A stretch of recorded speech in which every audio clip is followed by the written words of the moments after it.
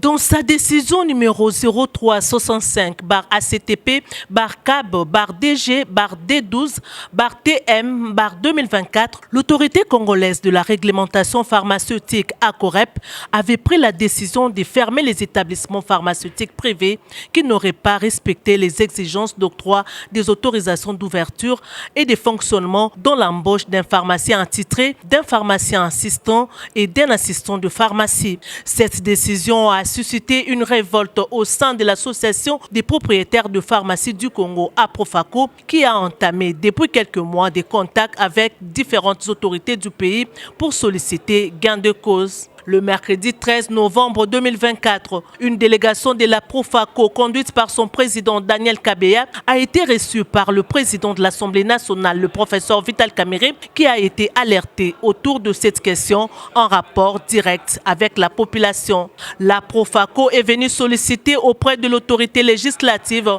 la révisitation de l'ordonnance loi numéro 27 du 27 mars 1952 sur l'hygiène publique, la loi numéro 91/018 du 30 mars 1997 créant l'ordre des pharmaciens en RDC, ainsi que la loi cadre qui stipule que les établissements pharmaceutiques doivent être des propriétés personnelles d'un pharmacien ou d'un groupe de pharmaciens attitrés. En exigence de l'application de cette loi qui ne cadre plus avec le contexte actuel, la COREP exige à chaque tenancier d'une pharmacie d'embaucher 3 cadres, dont un pharmacien titulaire, un pharmacien assistant et un assistant en pharmacie, tous recrutés sous la supervision et en conformité avec les conditions de prestations imposées par le Conseil national de l'ordre des pharmaciens, exigeant un minimum de $600 de salaire à chacun de 3 personnes embauchées, ce qui porte les frais administratifs mensuels à $1 800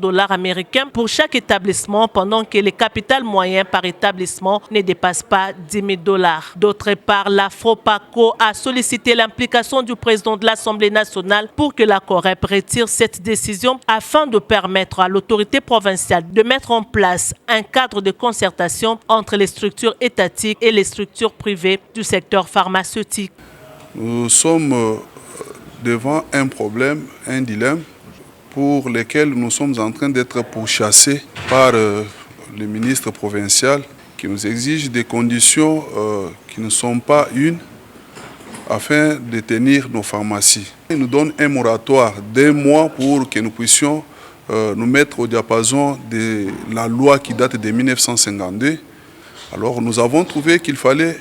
recourir au premier d'entre nous qui est les législateurs afin qu'on puisse revoir cette loi, afin qu'on puisse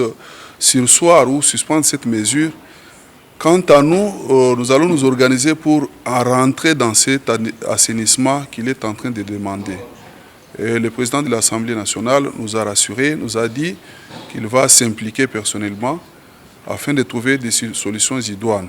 Le président de l'Assemblée nationale, très préoccupé par cette situation qui risquerait de créer un chaos dans la desserte des médicaments avec une incidence néfaste sur la santé de la population, est intervenu immédiatement en appelant le gouverneur de la ville de Kinshasa à suspendre cette décision pour examiner avec tous les acteurs impliqués les possibilités d'un assainissement progressif de ce secteur. Une satisfaction pour la délégation de la Profaco qui s'est dite très satisfaite du speaker de la Chambre basse du Parlement. Notez que l'annuaire de l'ordre des pharmaciens renseigne que la République démocratique du Congo ne dispose que de 1166 pharmaciens pour une démographie d'environ 100 millions d'habitants. D'autre part, 97% des établissements pharmaceutiques sont actuellement détenus par les privés qui peinent même à soulager toute la demande en médicaments sur l'étendue du pays. Appliquer une telle décision reviendrait, selon la Profaco, à condamner la population congolaise à mort.